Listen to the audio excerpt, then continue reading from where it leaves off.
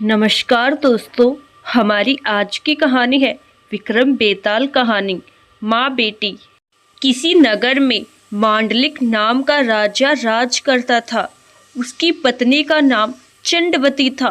वह मालव देश के राजा की लड़की थी। उसके लावण्यवती नाम की एक कन्या थी। जब वह विवाह के योग्य हुई तो राजा के भाई बंधुओं ने उसका राज्य छीन लिया और उसे देश निकाला दे दिया। राजा रानी और कन्या को साथ लेकर मालव देश को चल दिया। रात को वे एक वन में ठहरे। पहले दिन चलकर भीलों की नगरी में पहुंचे। राजा ने रानी और बेटी से कहा कि तुम लोग वन में छिप जाओ, नहीं तो भील तुम्हें परेशान करेंगे। वे दोनों वन में चली गई। इसके बाद भीलों ने राजा पर हमला किया।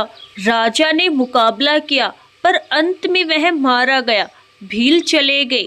उसके जाने पर रानी और बेटी जंगल से निकलकर आई और राजा को मरा देखकर बड़ा दुखी हुई।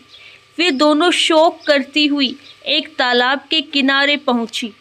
उसी समय वहां चंड सिंह नाम का शाहूकार अपने लड़के के साथ घोड़े पर चढ़कर शिकार खेलने के लिए उधर आया।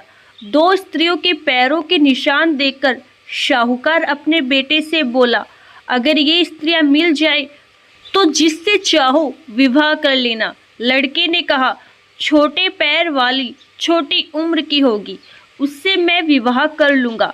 आप बड़ी से कर ले। साहूकार विवाह नहीं करना चाहता था पर बेटे के बहुत कहने पर राजी हो गया।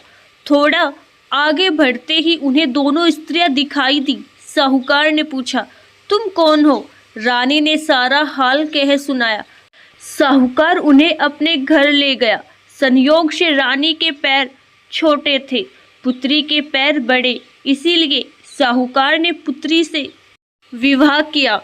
लड़के ने रानी से, और इस तरह पुत्री सास बनी और माँ बेटे की बहू। उन दोनों के आगे चलकर कई संतानें हुई।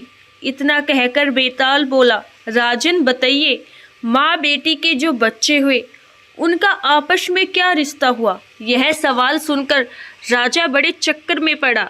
उसने बहुत सोचा पर जवाब न सूझ पड़ा, इसीलिए वह चुपचाप चलता रहा।